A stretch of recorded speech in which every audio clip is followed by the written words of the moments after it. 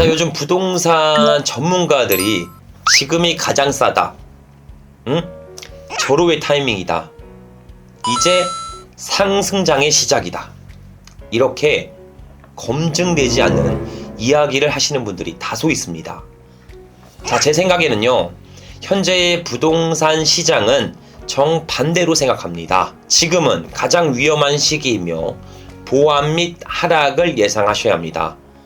그리고 더 무서운 건요, 앞으로 예견된 3가지의 재앙이 오기 때문입니다. 하락장은 단기간 안에 끝나는 것이 아닌 장기전으로 끌고 갈 수 있습니다. 자, 부동산 투자를 해야 하는지 혹은 하지 말아야 하는지 고민되시는 분들, 오늘 영상 꼭 보셔야 합니다. 앞으로 다가올 거대 쓰나미를 예상하지 못한다면 잘못된 투자로 인해 돌이킬 수 없는 손실을 만들 수 있습니다. 그래서 제가 오늘 앞으로 일어날 대재앙 3가지를 그냥 확 까발려서 말씀드려보도록 하겠습니다. 원래 2023년도는 어떤 전문가분들도 상승장을 예견하지 않았습니다. 그 이유로는 금리 상승, 가계부채 증가, DSR 규제 등의 악재가 쌓이다 보니 매수 심리는 당연히 움츠려들고요, 매물량은 쌓여만 가는 하락장을 예상할 수 있기 때문이었습니다. 하지만 여기서 변수가 튀어나옵니다. 바로 그것은 무려 40조 원을 육박하는 부동산 부양 정책인 특례 보금자리론이 출시되게 되죠. 기존 강화된 부동산 규제로 인해 집을 사기 어려웠는데요, 이 특례론이 나오며 최대 한도 약 5억 원까지 DSR 적용 없이 80%의 대출이 시중에 풀리기 시작합니다. 거기다가 중도 상환 수수료까지 면제시키며 50년 동안 유지할 수 있는 괴물 같은 상품을 시중에 내놓게 되죠. 자, 이로 인해 부동산 시장은 다시 한번 일시적인 집값 상승 시기를 만나게 됩니다. 이때 수많은 언론사들이 상승장을 알리는 자극성 기사를 쏟아내기 시작했습니다. 예를 들어 이런 기사죠. 집값 반등 시기가 도달했다. 바닥을 다졌고 이제는 대세의 상승장이다. 연착률이 아닌 급격한 상승세로 돌아섰다. 이런 집값 상승을 부추기는 보도자료가 연이어 발표되기 시작합니다. 이때 일부 부동산 전문가분들도요, 일시적인 현상은 지나가고 이거는 지금 일시적인 현상인데 이걸 보고 그냥 대세 상승장이다, 무조건 사라, 이런 오판단을 하게 되죠. 자, 전문가분들까지 이런 이야기를 막 하다 보니까 사람들은 조급해집니다. 일전 상승장 때 투자 못한 분들이 이제는 기회를 놓치지 않겠다. 그때 나는 부동산을 못 사서 지금 벼락거지 됐다. 그러니 이제는 사겠다. 당장 사겠다. 이런 생각들로 추격 매수를 시작합니다. 하지만 특례론을 비롯한 과다 대출들이 집값 상승의 트리거가 되었다고 판단하여 9월 27일 앞당겨 조기 중단을 선언합니다. 최근 급등하는 가계부채를 억제하기 위해 정부가 오늘 대책을 내놨습니다. 은행권보다 상대적으로 싼 금리로 공급하던 특례 보금자리론 접수가 27일부터 일부 중단됩니다. 오는 27일부터는 일반형, 즉 주택가격이 6억 원을 초과하거나 부부 합산 소득이 1억 원을 초과하는 경우 특례 보금자리론을 받을 수 없습니다. 그로 인해 부동산의 거래는 다시 둔하기로 시작하였고 매수 심리 또한 위축되어 현재는 일부 보합 및 하락기를 맞이하고 있는 시점이죠. 하지만 앞으로도 약 3가지 정도의 악재가 더욱 예상되고 있어 이 하락장은 장기전으로 접어들 수 있습니다. 자, 그중 첫 번째는 제가 우리 애들한테 많이 하는 이솝우화거든요. 다들 아실 겁니다. 이솝우화에 나오는 개미와 배짱의 이야기를 다 아실 겁니다. 근데 이게 지금 완전히 왜곡됐어요. 이 이야기가. 들어보세요. 자, 해당 이야기가 왜곡된 게 뭐냐면, 추운 겨울이 오기 전에 따뜻한 여름에도 개미는 열심히 땀을 흘려 일을 하며 겨울을 안전하게 보낸다는 이야기입니다. 그죠? 하지만 반대로 배짱이는 뭡니까?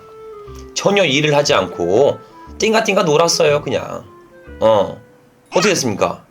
배짱이 어떻게 됐어요? 결국 배짱이는 득음하여 슈퍼스타 K에 나가서 하루아침에 톱스타가 됩니다. 그리고 그 많은 돈을 가지고 건물주가 됩니다. 결국 경제적 자유를 만들죠. 반대로 개미는 죽어라 일만 하다 결국 골병이 듭니다. 그럼 여태까지 모은 돈은 전부 병원비로 탕진하여 쓸쓸한 결말을 갖게 됩니다. 이소부화를 잘못 얘기해서 죄송합니다. 근데 요즘 다 이렇게 해석돼요. 자, 요즘은 개미와 별장이는 이처럼 다르게 해석되고 있습니다. 이렇다 보니 요즘 젊은이들이 일을 하려고 하지 않아요. 근로소득을 하려고 하지 않습니다. 그리고 취업 또한 하지 않으려고 하죠.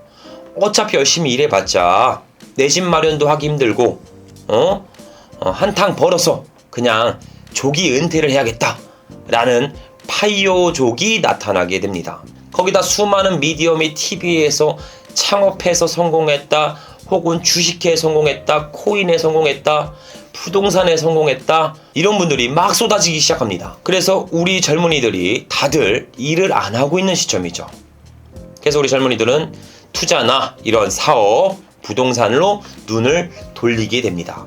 근데 하지만 우리 젊은이들은 뭐가 없어요? 돈이 없어요. 우리 젊은이들은 돈이 없습니다. 돈이 없으면 안 해요? 아니죠. 본인의 신용등급을 짜고 짜서 전액 어떻게든 대출, 막 캐피탈, 사금융까지 해서 끌어다 돈을 써. 그걸 가지고 투자를 하는 거예요.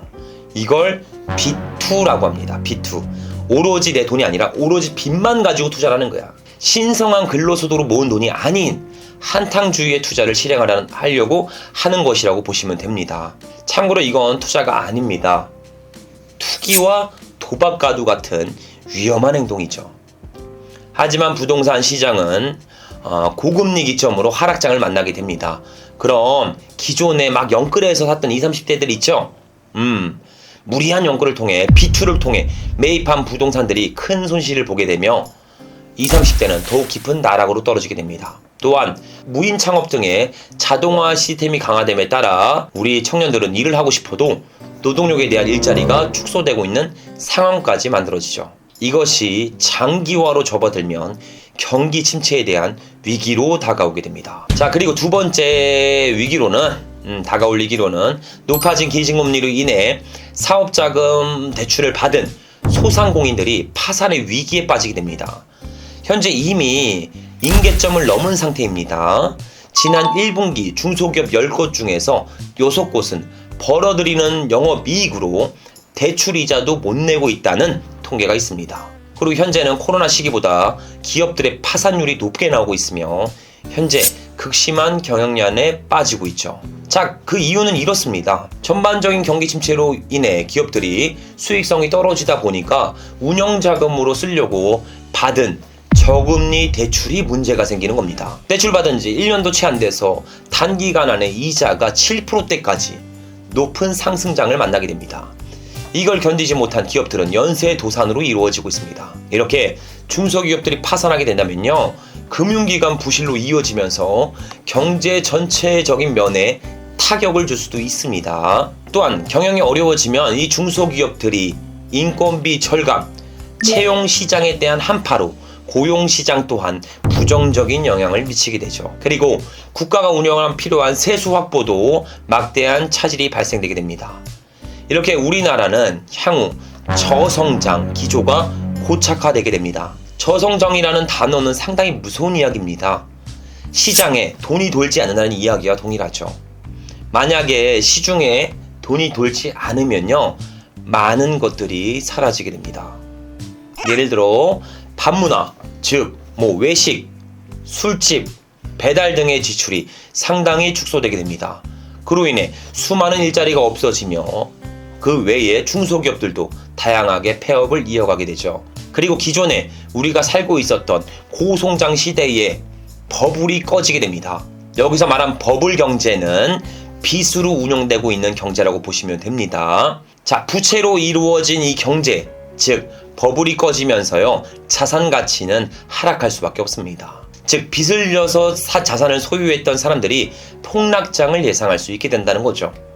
자, 이처럼 기업들에 대한 경영 악화, 그리고 고금리에 대한 파산 등이 우리들에게 막대한 재앙으로 다가올 수 있습니다. 자, 마지막 세 번째 악재는요, 쌓여만 가는 전세 매물입니다. 우리나라의 매매가를 받치며 동반 상승을 기록하는 유일한 것은 바로 주거용 부동산의 전세 가격입니다. 자, 현재는 금리 상승 여파로 인해 기존 집주인들은 하나같이 전부 다 대출을 상환할 수 있도록 가지고 있던 부동산들을 전세 구성을 맞추려고 합니다. 전환하려고 하죠. 하지만 요즘 이슈화되는 전세 사기, 깡통 전세 등 혹은 금리 상승 등의 이유로 인해서 당연히 전세 매물은 쌓여만 가고 희소성이 떨어지는 전세값들은 하락장을 만들어가게 됩니다. 그럼 이 부동산 가격의 하방 지지선이 붕괴되며 하락장은 장기전으로 접어들 수 있게 되죠.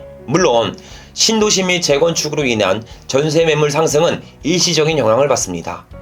하지만 기존 부동산들의 전세 매물 증가 추이는 부동산 시장에 있어 악재로 발생될 수밖에 없게 되죠. 자, 이렇듯 현재 우리는요, 위에서 말씀드린 세 가지 악재가 아직 닥치지도 않았습니다. 이제 막 다가오고 있죠. 청년들의 근로소득 거부와 중소기업들의 도산 위기, 전세 매물의 몰락 등의 대재앙이 예고되고 있습니다. 하지만 일부 전문가들은 이렇게 닥쳐올 미래를 예상하지도 않고 그냥 마냥 상승장이다, 바닥을 타졌다, 지금 영혼까지 끌어모아 사야 한다, 이런 무책임한 무서운 이야기를 하고 있습니다. 만약 우리 시청자분들 중에서 나는 남의 말에 잘 섞어되는 편이다, 기가 얇다, 주관이 뚜렷하지 않다, 이렇게 생각하는 분들이 있다면요, 지금 당장 유튜브를 지워도 좋습니다. 지우세요. 저도 지워줘도 돼요. 그렇게 귀를 닫고 차라리 본업에 충실하셨으면 좋겠습니다. 그게 오히려 다가올 재앙을 막을 수 있는 유일한 방법이 될 수 있죠. 그러니 현재는 절대 아무 부동산이라 막 사시면 안 됩니다. 예를 들어 기존 상가들은요, 3에서 5%대의 매입 의사를 결정했다면요, 현재 최소 10% 이상의 수익률을 보고 매입해야 합니다. 그리고 주택 부분도 건물값은 전혀 반영되지 않는 물건들을 선별하셔서요, 땅값만 주고 사야 합니다. 아니, 그 땅값도 경공매를 통해 최소 20%, 많게는 50% 이상 절감된 상태로 안전마진을 더욱 확보해야죠. 이렇게 된다면 누군가에게는 지금이 위기일지 모르겠지만 우리는 기회를 준비한 우리는 찬스가 될 수 있습니다.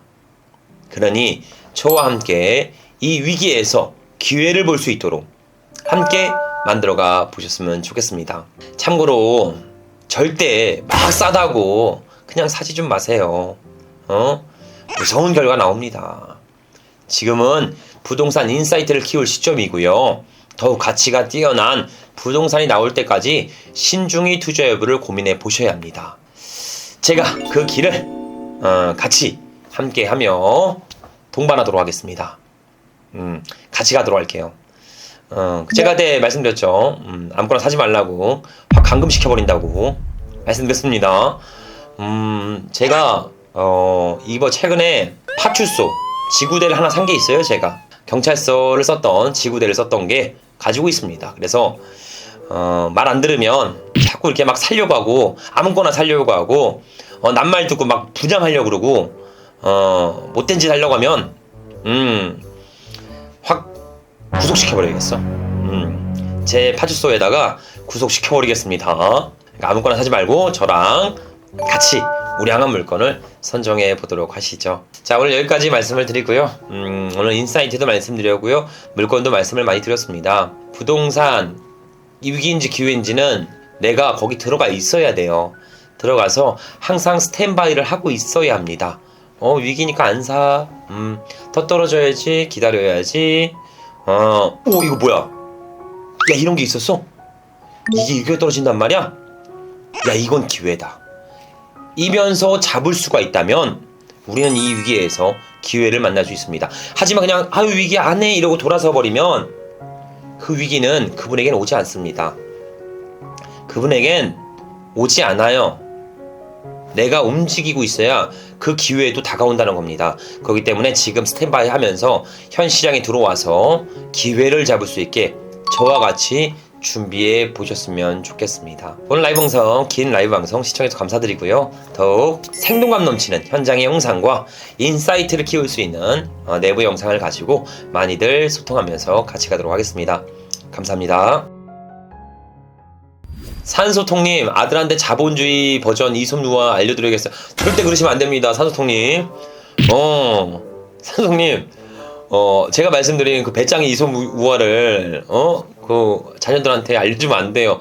그럼 우리 자녀들 뭐합니까? 근로소득 안 할라 그래요. 근로소득은 제 생각에는 필수적인 항목 중에 하나긴 합니다. 거기에서 단체 생활을 배우고요. 규칙을 배웁니다. 사회성을 기를 수 있고요. 그 사업을 내 사업이라고 생각하고 가치적인, 미래적인 사업도 시뮬레이션 해볼 수 있어요.